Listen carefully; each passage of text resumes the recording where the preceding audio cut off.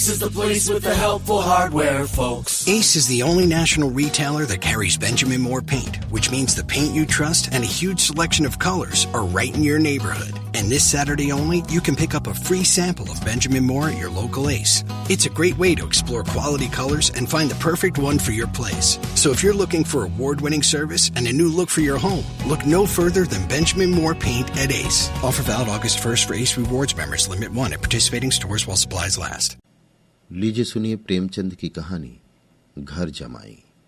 वाचन समीर गोस्वामी का है। हरिधन जेठ की दोपहरी में ऊख में पानी देकर आया और बाहर बैठा रहा। घर में से धुआं उठता नजर आता था। छन छन की आवाज भी आ रही थी। उसके दोनों साले उसके बाद आए और घर में चले गए। दोनों सालों के लड़के भी आए और उसी तरह अंदर दाखिल हो गए, पर हरिधन अंदर ना जा सका।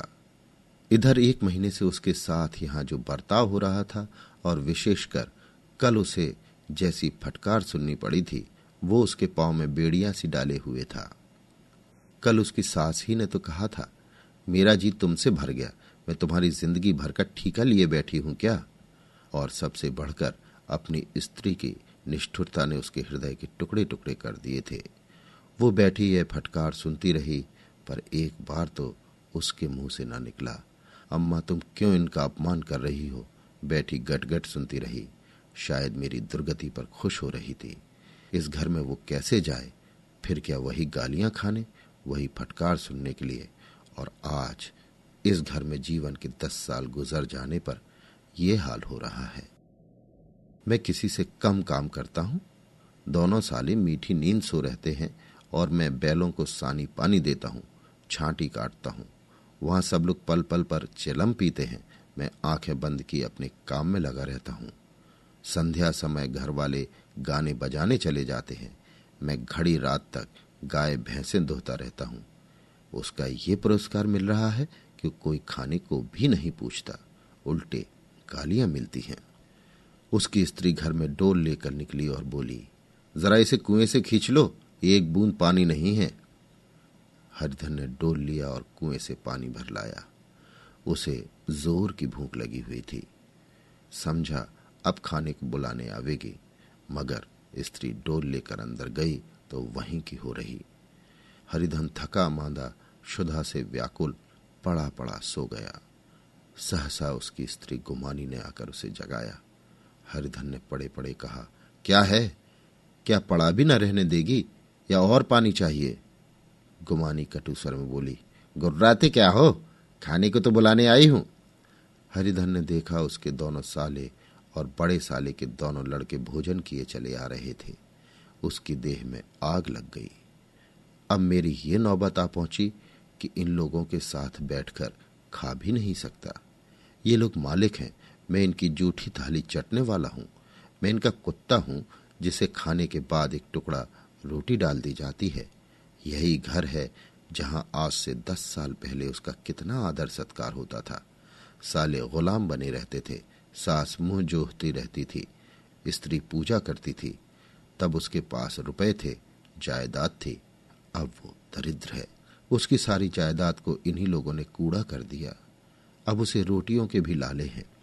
उसके जी में एक ज्वाला सी उठी कि इसी वक्त अंदर जाकर सास को और सालों को भिगो भिगो कर लगाए, पर जब्त करके रह गया।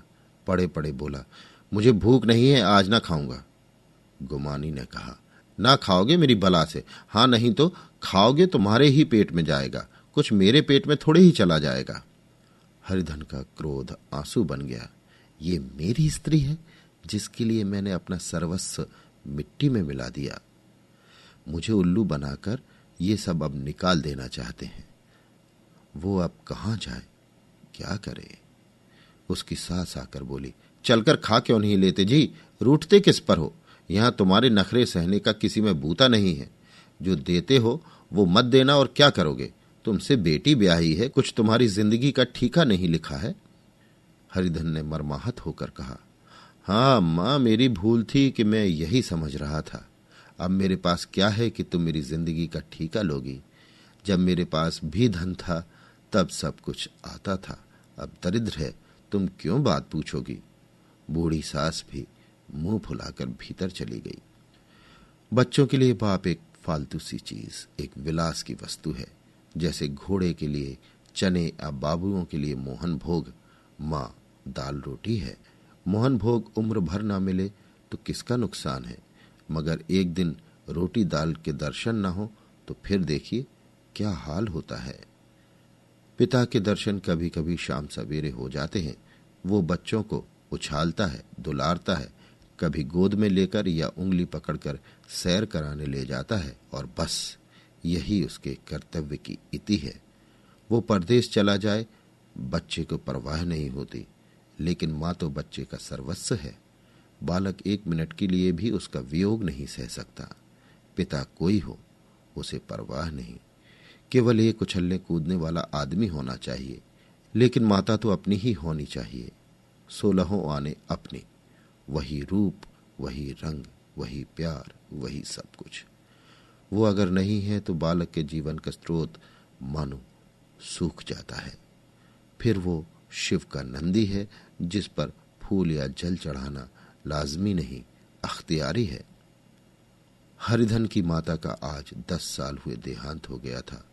उस वक्त उसका विवाह हो चुका था।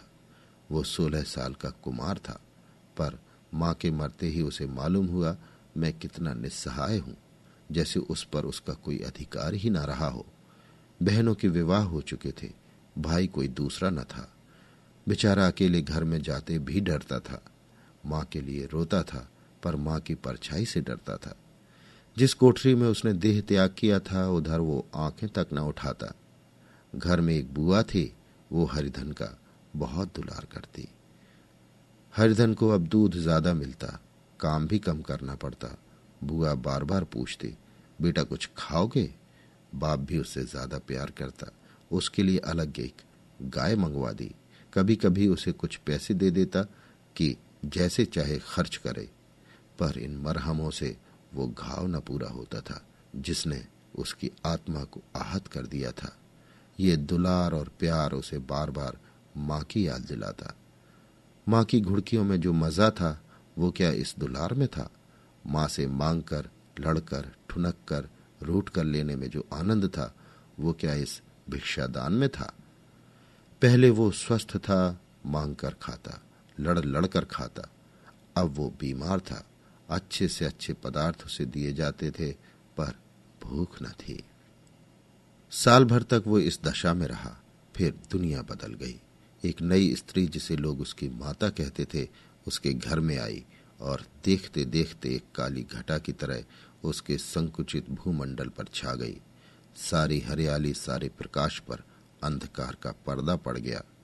हरिधन ने इस नकली माँ से बात तक न की, कभी उसके पास गया तक नहीं। एक दिन घर से निकला और ससुराल चला आया। बाप ने बार बार बुलाया, पर उनके जीते जी वो फिर उस घर में न गया। जिस दिन उसके पिता के देहांत की सूचना मिली, उसे एक प्रकार का ईर्ष्यामय हर्ष हुआ।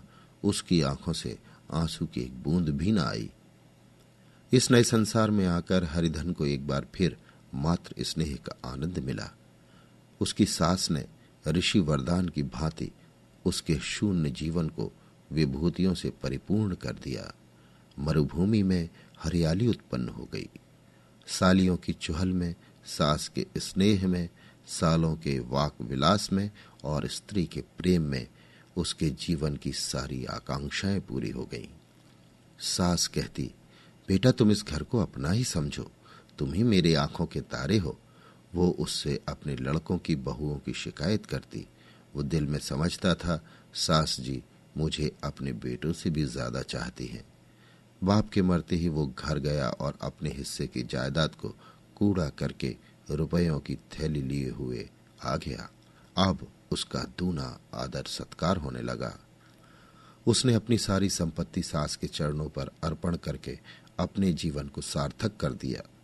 अब तक उसे कभी कभी घर की याद आ भी जाती थी, अब भूल कर उसकी याद न आती, मानो वो उसके जीवन का कोई भीषण कांड था जिसे भूल जाना ही उसके लिए अच्छा था। वो सबसे पहले उठता, सबसे ज्यादा काम करता। उसका मनोयोग, उसका परिश्रम देखकर गांव के लोग दांतों तले उंगली दबाते थे। उसके ससुर का भाग बखानते जिसे ऐसा दामाद मिल गया, लेकिन ज्यों-ज्यों दिन गुजरते गए उसका मान सम्मान घटता गया। पहले देवता, फिर घर का आदमी, अंत में घर का दास हो गया। रोटियों में भी बाधा पड़ गई, अपमान होने लगा। अगर घर के लोग भूखों मरते और साथ ही उसे भी मरना पड़ता तो उसे जरा भी शिकायत न होती, लेकिन जब देखता और लोग मूंछों पर ताव दे रहे हैं, केवल मैं ही दूध की मक्खी बना दिया गया हूं, तो उसके अंतःस्थली से एक लंबी ठंडी आह निकल जाती। अभी उसकी उम्र 25 ही साल की तो थी। इतनी उम्र इस घर में कैसे गुजरेगी? और तो और उसकी स्त्री ने भी आंखें फेर ली। ये उस विपत्ति का सबसे क्रूर दृश्य था। हरिधन तो इधर भूखा प्यासा चिंता दाह में जल रहा था, उधर घर में सास जी और दोनों सालों में बातें हो रही थी। गुमानी भी हाँ में हाँ मिलाती जाती थी। बड़े साले ने कहा, हम लोगों की बराबरी करते हैं, ये नहीं समझते कि किसी ने उनकी जिंदगी भर का बीड़ा थोड़े ही लिया है। 10 साल हो गए, इतने दिनों में क्या 2-3 हजार न हड़प गए होंगे? छोटे साले बोले, मजूर हो तो आदमी घुड़के भी, डांटे भी, अब इनसे कोई क्या कहे, ना जाने इनसे कभी पिंड छूटेगा भी या नहीं। अपने दिल में समझते होंगे मैंने 2000 रुपये नहीं दिए हैं। ये नहीं समझते कि उनके 2000 कब के उड़ चुके। 1.25 सेर तो 1 जून को चाहिए। सास ने गंभीर भाव से कहा, बड़ी भारी खुराक है। गुमानी माता के सिर से जूं निकाल रही थी। सुलगते हुए हृदय से बोली, निकम्मे आदमी को खाने के सिवा और काम ही क्या रहता है। बड़े ने कहा, खाने की कोई बात नहीं है, जिसकी जितनी भूख हो उतना खाए, लेकिन कुछ पैदा भी तो करना चाहिए। ये नहीं समझते कि पहुनई में किसी के दिन कटे हैं। छोटे ने कहा, मैं तो एक दिन कह दूंगा अपनी राह लीजिए, आपका कर्जा नहीं खाया है। गुमानी घर वालों की ऐसी ऐसी बातें सुनकर अपने पति से द्वेष करने लगी थी। अगर वो बाहर से 4 पैसे लाता तो इस घर में उसका कितना मान सम्मान होता। वो भी रानी बनकर रहती। न जाने क्यों कहीं बाहर जाकर कमाते उसकी नानी मरती है। गुमानी की मनोवृत्तियां अभी तक बिल्कुल बालपन की सी थीं। उसका अपना कोई घर न था। उसी घर का हित अहित उसके लिए भी प्रधान था। वो भी उन्हीं शब्दों में विचार करती, इस समस्या को उन्हीं आंखों से देखती जैसे उसके घर वाले देखते थे। 2000 रुपये में क्या किसी को मोल ले लेंगे? 10 साल में 2000 होते ही क्या हैं? 200 ही तो साल भर के हुए। क्या 2 आदमी साल भर में 200 भी न खाएंगे? फिर कपड़े लत्ते दूध घी सभी कुछ तो है। 10 साल हो गए, एक पीतल का छल्ला नहीं बना। घर से निकलते तो जैसे इनके प्राण निकलते हैं। जानते हैं जैसे पहले पूजा होती थी वैसे ही जन्म भर होती रहेगी। ये नहीं सोचते कि पहले और बात थी, अब और बात है। बहू तो पहले ससुराल जाती है तो उसका कितना महात्म होता है। उसके डोली से उतरते ही बाजे बजते हैं। गांव मोहल्ले की औरतें उसका मुंह देखने आती हैं और रुपए देती हैं। महीनों उसे घर भर से अच्छा खाने को मिलता है, अच्छा पहनने को। कोई काम नहीं लिया जाता, लेकिन 6 महीने बाद कोई उसकी बात भी नहीं पूछता। वो घर भर की लौंडी हो जाती है। उनके घर में मेरी भी तो वही गति होती। फिर काहे का रोना? जो ये कहो कि मैं तो काम करता हूं तो तुम्हारी भूल है। मजूर की और बात है, उसे आदमी डांटता भी मारता भी है। जब चाहता है रखता है, जब चाहता है निकाल देता है। कसकर काम लेता है।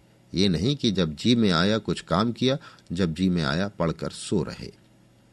हरिधन अभी पड़ा अंदर ही अंदर सुलग रहा था कि दोनों साले बाहर आए और बड़े साहब बोले, भैया उठो, तीसरा पहर ढल गया, कब तक सोते रहोगे? सारा खेत पड़ा हुआ है।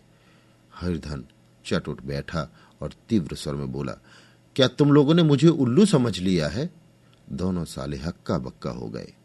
जिस आदमी ने कभी जबान न खोली, हमेशा गुलामों की तरह हाथ बांध हाजिर रहा, वो एकाएक इतना आत्माभिमानी हो जाए, ये उनको चौंका देने के लिए काफी था। कुछ जवाब न सूझा। हरिधन ने देखा इन दोनों के कदम उखड़ गए हैं तो एक धक्का और देने की प्रबल इच्छा को न रोक सका। उसी ढंग से बोला, मेरी भी तो आंखें हैं, अंधा नहीं हूं, ना बहरा ही हूं। छाती फाड़कर काम करूं और उस पर भी कुत्ता समझा जाऊं, ऐसे गधे और कहीं होंगे? अब बड़े साले भी गर्म पड़े। तुम्हें किसी ने यहां बांध तो नहीं रखा है? अब की हरिधन लाजवाब हुआ, कोई बात न सूझी। बड़े ने फिर उसी ढंग से कहा, अगर तुम ये चाहो कि जन्म भर पाहुने बने रहो और तुम्हारा वैसा ही आदर सत्कार होता रहे तो ये हमारे वश की बात नहीं है। हरिधन ने आंखें निकालकर कहा, क्या मैं तुम लोगों से कम काम करता हूं? बड़े ने कहा, ये कौन कहता है? हरिधन ने कहा, तो तुम्हारे घर की नीति है कि जो सबसे ज्यादा काम करे वही भूखों मारा जाए। बड़े ने कहा, तुम खुद खाने नहीं गए, क्या कोई तुम्हारे मुंह में कौर डाल देता? हरिधन ने ओठ चबाकर कहा, मैं खुद खाने नहीं गया? कहते तुम्हें लाज नहीं आती? नहीं आई थी बहन तुम्हें बुलाने? छोटे साले ने कहा, अम्मा भी तो आई थी, तुमने कह दिया मुझे भूख नहीं है तो क्या करती? सास भीतर से लपकी चली आ रही थी। ये बात सुनकर बोली, कितना कहकर हार गई, कोई उठे ना तो मैं क्या करूं? हरिधन ने विष, खून और आग से भरे हुए स्वर में कहा, मैं तुम्हारे लड़कों का जूठा खाने के लिए हूं? मैं कुत्ता हूं कि तुम लोग खाकर मेरे सामने रूखी रोटी का टुकड़ा फेंक दो? बुढ़िया ने ऐंठ कर कहा, तो क्या तुम लड़कों की बराबरी करोगे? हरिधन परास्त हो गया। बुढ़िया ने एक ही वाक प्रहार में उसका काम तमाम कर दिया। उसकी तनी हुई भवें ढीली पड़ गई, आंखों की आग बुझ गई, फड़कते हुए नथने शांत हो गए। किसी आहत मनुष्य की भांति वो जमीन पर गिर पड़ा। क्या तुम मेरे लड़कों की बराबरी करोगे? ये वाक एक लंबे भाले की तरह उसके हृदय में चुभता चला जाता था। न हृदय का अंत था, न उस भाले का। सारे घर ने खाया पर हरिधन न उठा। सास ने मनाया, सालियों ने मनाया, ससुर ने मनाया, दोनों साले मना कर थक गए। हरिधन न उठा। वहीं द्वार पर एक टाट पर पड़ा था, उसे उठाकर सबसे अलग कुएं पर ले गया और जगत पर बिछाकर पड़ा रहा। रात भीग चुकी थी। अनंत प्रकाश में उज्ज्वल तारे बालकों की भांति क्रीड़ा कर रहे थे। कोई नाचता था, कोई उछलता था, कोई हंसता था, कोई आंखें भींचकर फिर खोल देता। कोई साहसी बालक सपाट भरकर एक पल में उस विस्तृत क्षेत्र को पार कर लेता था और न जाने कहां छिप जाता था। हरिधन को अपना बचपन याद आया, जब वो भी इसी तरह क्रीड़ा करता था। उसकी बाल स्मृतियां उन्हीं चमकीले तारों की भांति प्रज्वलित हो गई। वो अपना छोटा सा घर, वो आम के बाग जहां वो केरियां चुना करता था, वो मैदान जहां वो कबड्डी खेला करता था, सब उसे याद आने लगे। फिर अपनी स्नेहमयी माता की सदैव मूर्ति उसके सामने खड़ी हो गई। उन आंखों में कितनी करुणा थी, कितनी दया थी। उसे ऐसा जान पड़ा मानो माता आंखों में आंसू भरे उसे छाती से लगा लेने के लिए हाथ फैलाए उसकी ओर चली आ रही है। वो उस मधुर भावना में अपने को भूल गया। ऐसा जान पड़ा मानो माता ने उसे छाती से लगा लिया है और उसके सिर पर हाथ फेर रही है। वो रोने लगा, फूट फूट कर रोने लगा। उसी आत्मसम्मोहित दशा में उसके मुंह से ये शब्द निकला, अम्मा तुमने मुझे इतना भुला दिया। देखो तुम्हारे प्यारे लाल की क्या दशा हो रही है। कोई उसे पानी को भी नहीं पूछता। क्या जहां तुम हो वहां मेरे लिए जगह नहीं है? सहसा गुमानी ने आकर पुकारा, क्या सो गए तुम? नौज किसी को ऐसी राक्षसी नींद आए, चलकर खा क्यों नहीं लेते? कब तक कोई तुम्हारे लिए बैठा रहे? हरिधन उस कल्पना जगत से क्रूर प्रत्यक्ष में आ गया। वही कुएं की जगत थी, वही फटा हुआ टाट, और गुमानी सामने खड़ी कह रही थी, कब तक कोई तुम्हारे लिए बैठा रहे? हरिधन उठ बैठा और मानो तलवार म्यान से निकालकर बोला, भला तुम्हें मेरी सुध तो आई? मैंने तो कह दिया था मुझे भूख नहीं है। गुमानी बोली, तो कै दिन ना खाओगे? अब इस घर का पानी भी न पीऊंगा। तुझे मेरे साथ चलना है या नहीं? दृढ़ संकल्प से भरे हुए इन शब्दों को सुनकर गुमानी सहम उठी। बोली, कहां जा रहे हो? हरिधन ने मानो नशे में कहा, तुझे इससे क्या मतलब? मेरे साथ चलेगी या नहीं? फिर पीछे न कहना मुझसे कहा नहीं। गुमानी आपत्ति के भाव से बोली, तुम बताते क्यों नहीं कहां जा रहे हो? तू मेरे साथ चलेगी या नहीं? जब तक तुम बता न दोगे मैं नहीं जाऊंगी। तुम मालूम हो गया तू नहीं जाना चाहती। मुझे इतना ही पूछना था, नहीं अब तक मैं आधी दूर निकल गया होता। ये कहकर वो उठा और अपने घर की ओर चला। गुमानी पुकारती रही, सुन लो, पर उसने पीछे फिर कभी न देखा। 30 मील की मंजिल हरिधन ने 5 घंटों में तय की। जब वो अपने गांव की अमराइयों के सामने पहुंचा तो उसकी मातृ भावना उषा की सुनहरी गोद में खेल रही थी। उन वृक्षों को देखकर उसका विवहल हृदय नाचने लगा। मंदिर का वो सुनहरा कलश देखकर वो इस तरह दौड़ा मानो एक छलांग में उसके ऊपर जा पहुंचेगा। वो वेग में दौड़ा जा रहा था मानो उसकी माता गोद फैलाए उसे बुला रही हो। जब वो आमों के बाग में पहुंचा, जहां डालियों पर बैठकर वो हाथी की सवारी का आनंद पाता था, जहां की कच्ची बेरों और लिसोड़ों में एक स्वर्गीय स्वाद था, तो वो बैठ गया और भूमि पर सिर झुकाकर रोने लगा, मानो अपनी माता को अपनी विपत्ति कथा सुना रहा हो। वहां की वायु में, वहां के प्रकाश में मानो उसकी विराट रूपणी माता व्याप्त हो रही थी। वहां की अंगुल अंगुल भूमि माता के पद चिन्हों से पवित्र थी। माता के स्नेह से डूबे हुए शब्द अभी तक मानो आकाश में गूंज रहे थे। इस वायु और इस आकाश में न जाने कौन सी संजीवनी थी जिसने उसके शोकार्त हृदय को बालोत्साह से भर दिया। वो एक पेड़ पर चढ़ गया और अधर से आम तोड़ तोड़ कर खाने लगा।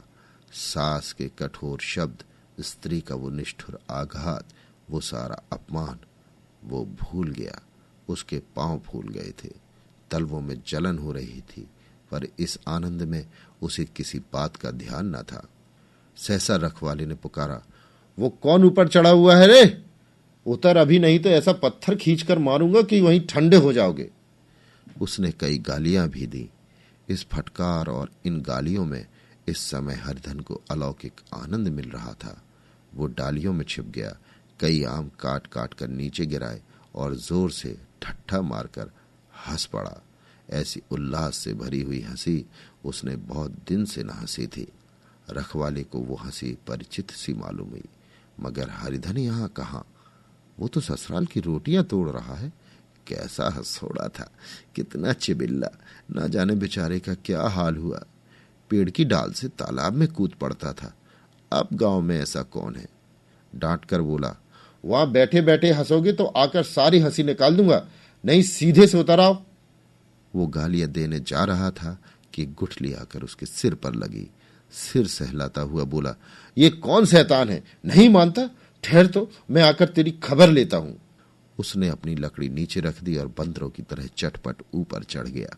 देखा तो हरिधन बैठा मुस्कुरा रहा है। चकित होकर बोला, अरे हरिधन, तुम यहां कब आए? इस पेड़ पर कब से बैठे हो? दोनों बचपन सखा वहीं गले मिले। यहां कब आए? चलो घर चलो भले आदमी, क्या वहां आम भी मैसर न होते थे? हरिधन ने मुस्कुराकर कहा, मंगरू, इन आमों में वो स्वाद है, वो और कहीं के आमों में नहीं। गांव का क्या रंग ढंग है? मंगरू बोला, सब चैन चान है भैया, तुमने तो जैसे नाता ही तोड़ लिया। इस तरह कोई अपना गांव छोड़ देता है? जब से तुम्हारे दादा मरे सारी गृहस्थी चौपट हो गई। 2 छोटे छोटे लड़के हैं, उनके किए क्या होता है?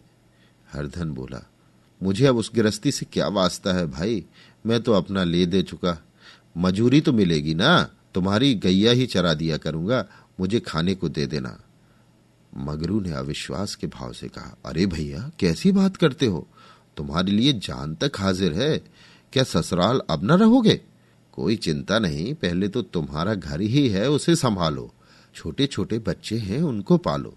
तुम नई अम्मा से नाहक डरते हो, बड़ी सीधी है बेचारी, बस अपनी माँ ही समझो, तुम्हें पाकर तो निहाल हो जाएगी। अच्छा घरवाली को भी तो लाओगे? हरिधन बोला, उसका मुंह न देखूंगा, वो मेरे लिए मर गई। तो दूसरी सगाई हो जाएगी, आपकी ऐसी मेहरिया ला दूंगा कि उसके पैर धो धोकर पियोगे, लेकिन कहीं पहली भी आ गई तो? हरिधन बोला, वो अब ना आएगी। हरिधन अपने घर पहुंचा तो दोनों भाई भैया आए कहकर भीतर दौड़े और मां को खबर दी। उस घर में कदम रखते ही हरिधन को ऐसी शांत महिमा का अनुभव हुआ मानो वो अपनी मां की गोद में बैठा हुआ है। इतने दिनों ठोकरें खाने से उसका हृदय कोमल हो गया था। जहां पहले अभिमान था, आग्रह था, हेकड़ी थी, वहां अब निराशा थी, पराजय थी और याचना थी। बीमारी का जोर कम हो चला था। अब उस पर मामूली दवा भी असर कर सकती थी। किले की दीवारें छिद चुकी थी। अब उसमें घुस जाना असह्य न था। वही घर जिससे वो एक दिन विरक्त हो गया था, अब गोद फैलाए उसे आश्रय देने को तैयार था। हरिधन का निर्वलंबन मन ये आश्रय पाकर मानो तृप्त हो गया। शाम को विमाता ने कहा, बेटा तुम घर आ गए, हमारे धन भाग। अब इन बच्चों को पालो। माँ का नाता न सही, बाप का नाता तो है ही। मुझे एक रोटी दे देना, खाकर एक कोने में पड़ी रहूंगी। तुम्हारी अम्मा से मेरा बहन का नाता है, उस नाते से भी तो तुम मेरे लड़के होते हो। हरिधन की मात्र विवल आंखों को विमाता के रूप में अपनी माता के दर्शन हुए। घर के एक एक कोने में मात्र स्मृतियों की छटा चांदनी की भांति छिटकी हुई थी। विमाता का प्रौढ़ मुखमंडल भी उसी छटा से रंजित था। दूसरे दिन हरिधन फिर कंधे पर हल रखकर खेत को चला। उसके मुख पर उल्लास था और आंखों में गर्व। वो अब किसी का आश्रित नहीं, आश्रयदाता था। किसी के द्वार का भिक्षुक नहीं, घर का रक्षक था। एक दिन उसने सुना गुमानी ने दूसरा घर कर लिया। माँ से बोला, तुमने सुना काकी, गुमानी ने घर कर लिया। काकी ने कहा, घर क्या कर लेगी, ठट्टा है। बिरादरी में ऐसा अंधेर, पंचायत नहीं अदालत तो है। हरिधन ने कहा, नहीं काकी, बहुत अच्छा हुआ। ला महावीर जी को लड्डू चढ़ाऊं। मैं तो डर रहा था कहीं मेरे गले ना आ पड़े। भगवान ने मेरी सुन ली। मैं वहां से यही ठान कर चला था, अब उसका मुंह न देखूंगा। अभी आप सुन रहे थे प्रेमचंद की लिखी कहानी घर जमाई। Ace is the place with the helpful hardware, folks. Ace is the only national retailer that carries Benjamin Moore paint, which means the paint you trust and a huge selection of colors are right in your neighborhood. And this Saturday only, you can pick up a free sample of Benjamin Moore at your local Ace. It's a great way to explore quality colors and find the perfect one for your place. So if you're looking for award-winning service and a new look for your home, look no further than Benjamin Moore paint at Ace. Offer valid August 1st for Ace Rewards members. Limit 1 at participating stores while supplies last.